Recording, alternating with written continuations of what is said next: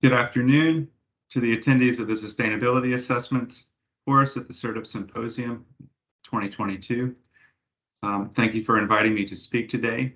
I'll be talking about data and tools that EPA have that could be valuable, useful in supporting life cycle assessment.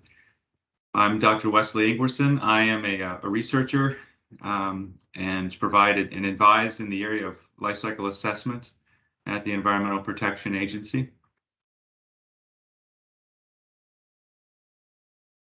Just to note that the list of tools that I'll be presenting today was customized by myself. It does not represent a recommended list from the EPA. However, I would mention that all the EPA resources that are mentioned here have been through EPA review processes and are ready for public use. So I think there are a number of ways that you can use EPA data and tools to support LCA, and I've broken them down for this presentation into 6. There's screening or hotspot analysis, greenhouse gas emissions reporting, site and process assessment or design. There are a few tools specialized in some of these areas, which I'll cover today. Waste management tools, a detailed data that you can get from EPA resources to build the data you need to do a life cycle assessment, which you might know now as a life cycle inventory, and also LCA data or life cycle inventory data that's ready to go to use in expert practitioner tools, formatted life cycle data.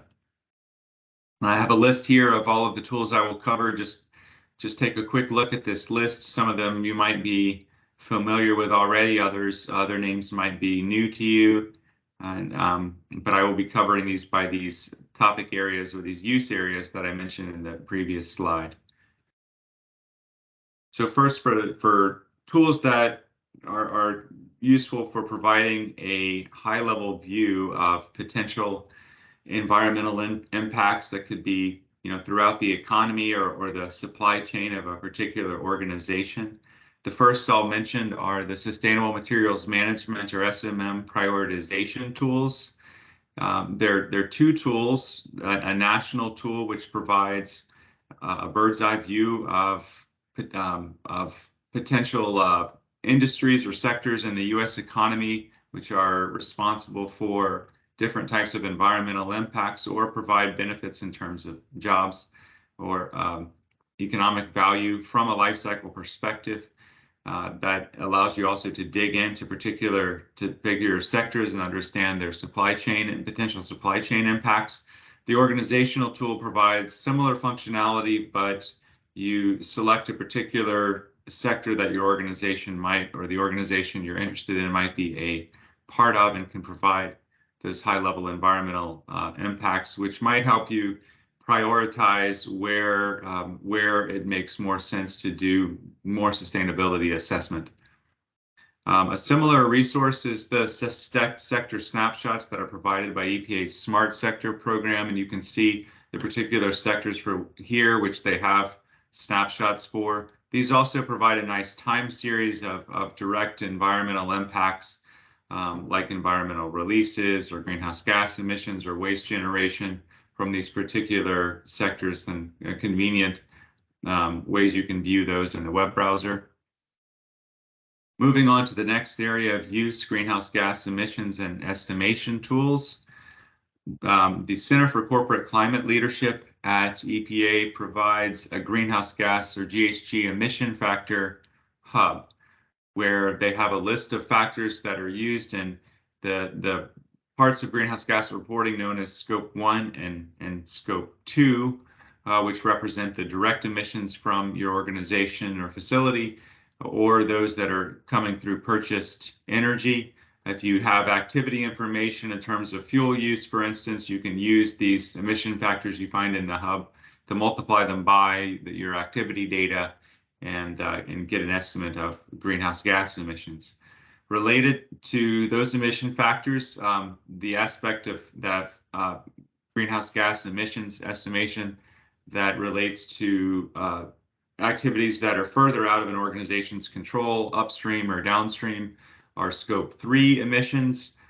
We provide a a full set of supply chain greenhouse gas emission factors that can be used for estimating greenhouse gas emissions associated with your spend, an organization's spend data. So they are factors that are in the form of an amount of a greenhouse gas for the purchase of a particular broadly categorized product, and you see some examples that we have here. So EPA provides a number of particular tools in particular areas of expertise of EPA for site or process-based assessment that allow you to use these in a design process and provide life cycle impact information. One of these tools is CEFA, which is for site remediation. You can calculate the environmental footprint associated with various remediation options. These work in a series of downloadable Excel spreadsheets where you can input and store your data and get the results to evaluate different remediation options for sites. The newer tool is for evaluating potential uses of non-potable water in buildings. So for new buildings or retrofitted buildings where you want to try to take advantage of water and reuse it, it provides various options for doing that and can give you some screening level environmental impact information for what those how those impacts or those options for reuse could reduce your environmental impacts in the building. The Green Scope tool is a detailed tool for assessing sustainability of chemical manufacturing processes that reports up to 139 different indicators in environmental, economic, and social areas. It can also be used to generate life cycle inventory data, which is the topic I'll talk about more in the future. And this is, if you follow those links, you can request access to this tool. Waste management planning is another area where EPA has two tools that I'll mention that provide life cycle impact data. The WARM tool, or the waste reduction model, is a simple to use tool. There's a standalone version that you can use, a desktop tool, also an Excel spreadsheet version, where you can input for a baseline scenario and an alternative scenario, different amounts of waste that are generated, and you'd like to evaluate the greenhouse gas emissions or energy use associated with their treatment processes on a national average perspective. The MSW DST tool provides similar functionality, but is geared toward more site-specific or community-specific analysis, allows you to add additional input parameters, and even helps you perform optimization for design of waste treatment or waste management systems. The version 2 is available as a standalone desktop tool, which is the most recent version. EPA is really a wealth of environmental data on facilities and sectors in the United States. Is also energy data and electricity data in particular, and waste data. And these data sources can be used to help create life cycle inventory data. So lots of different emissions databases that provide data on specific reported facility releases to air, water, or land, the toxic release inventory, TRI, discharge monitoring report, the greenhouse gas reporting program, NEI. They provide facility-specific information on emissions to air. RECRA Info provides facility-specific information on hazardous waste generation. So if you're interested in doing an LCA and you can identify particular facilities or similar facilities to what you would want to evaluate, then you can actually use reported data from these systems in building the life cycle inventory. But they generally don't have, they have the emissions, but not the production or input data that you would need. We have developed a Python package for being able to pull a lot of these data and put them together and combine them from different emissions and waste inventories. If you're looking at something where you're doing heavier analytical work or ready to build a an application using a number of these inventory data sources, then I would point you to our STUI tool.